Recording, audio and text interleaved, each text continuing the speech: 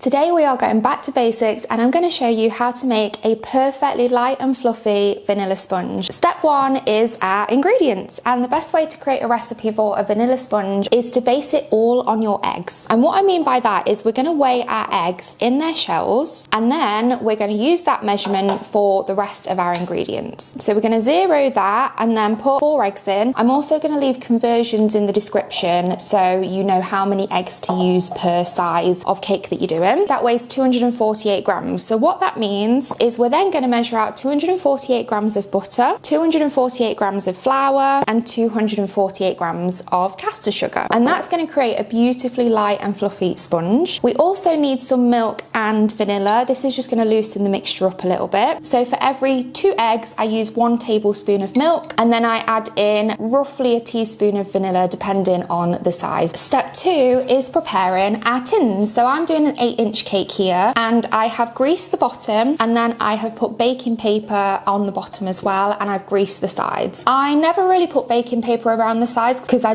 don't really feel the need to. I think that butter is just enough to do this, and it has never failed me. So that is how I grease and line my tins. I have some shorts on how to grease and line a tin, so I'll pop a card in the corner as well. Step 3 is making it. So I find the best thing to do this in is a stand mixer, but I appreciate they are very expensive, and if you are new to baking, you probably don't have one. I definitely didn't have one when I first started out. I used to do it by hand. I would definitely recommend using some form of electric mixer. Even an electric hand mixer will work great, just because we want to get loads of air into our batter. With this vanilla sponge, we are also doing it using no raising agents whatsoever. So the thing that is going to make it rise is all of the air that we incorporate. So we need to make sure that we're getting as much air as we can in, which is definitely better if you use an electric mixer or an electric stand mixer. So what we mean by the creaming method is we cream together our butter and our sugar, and we whip loads of air into it. We want it to kind of transform actually. The butter will go paler, it'll get more fluffy as well. So in our mixer, I'm going to put all of our butter, and this butter is at room temperature. All of these ingredients are at room temperature. I've left them out overnight, but you can leave them out just for a couple of hours and that will do the same job as well. Obviously, if your kitchen's a bit colder, you might need to leave it out a little bit longer. So then we're going to mix this, starting off slow and then get into a medium speed for a good 5 minutes, and I will show you exactly what it looks like once it is ready.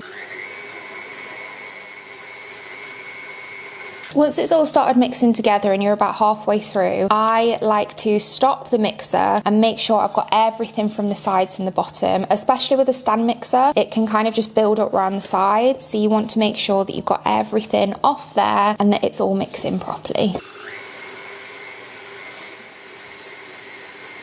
So as you can see, even from the paddle, our butter and sugar is now white, pale and fluffy, and that is exactly what we're looking for. And the next stage is to add our eggs in. I like to break my eggs into a bowl first, just because if you get any shell in, it's a lot easier to get out of a bowl full of eggs rather than a bowl full of cake mix. If you do get any eggshell in, the best way to get it out is actually with eggshell. I don't have any eggshell. Oh no, I do have eggshell in this. Okay, a big bit that I nearly missed. For some reason, the eggshell is attracted to eggshell. So if you go in, and mine's underneath all of the eggs, you can go in and just scoop it out and it kind of just sticks to the eggshell. I don't know why it works, but it does, and it's so much easier than using a spoon. So when we add our eggs in, we're going to do them in 2 stages, so 2 eggs at a time for this recipe. And then we're going to start this off really slowly, build up to a medium speed and mix for around 3 to 5 minutes.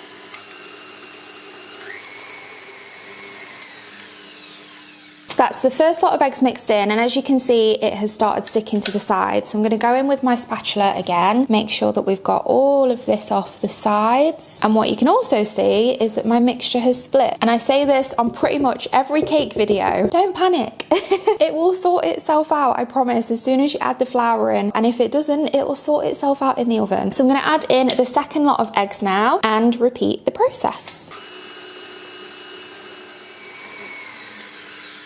So all of the eggs are mixed in, and we're going to add in the last of our wet ingredients, the milk and the vanilla in a second. But again, before we do, just make sure you've got everything off the sides and off the bottom. And then we add our milk and vanilla, which I have got in here. And you want to mix this in really slowly. We're not worried about whipping air in at this stage. Just do it really slowly until it's all come together.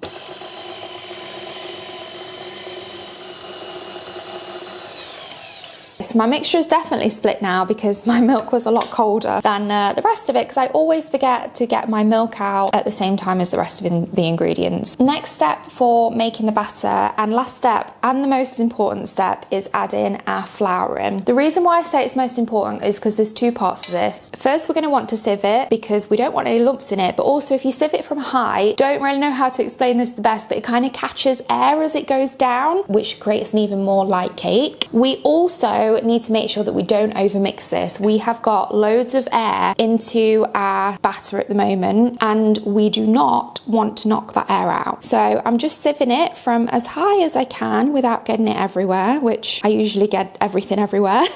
And then we are going to very, very slowly mix this in. So I am going to do it with my stand mixer, but literally just until it comes together. As soon as I see it coming together, I'm going to stop it and I'm going to finish it off by hand. And make sure you do this on the lowest setting possible as well.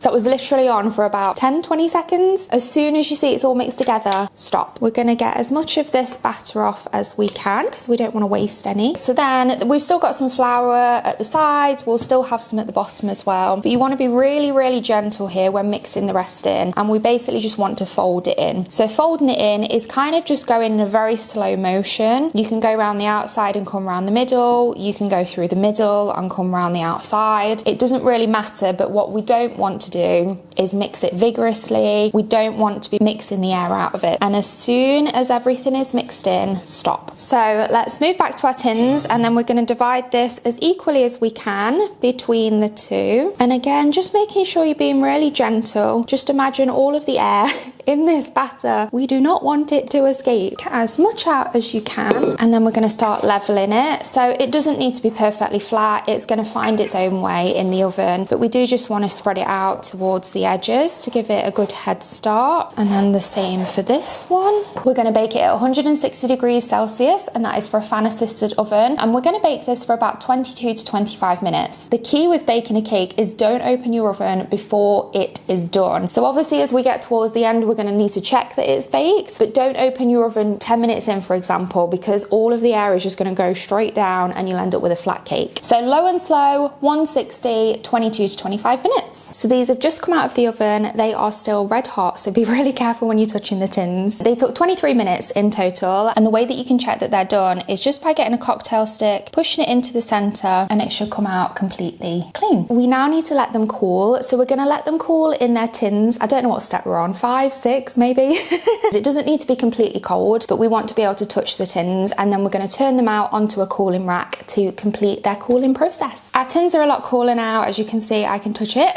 So now we can turn them out. So what you want to do first is grab a knife, put it against the side of the cake between the tin, and just very gently glide it around, and this is just going to help us loosen it from the sides as well. So then we grab our cooling rack and literally just tip it upside down, give it a pat and remove.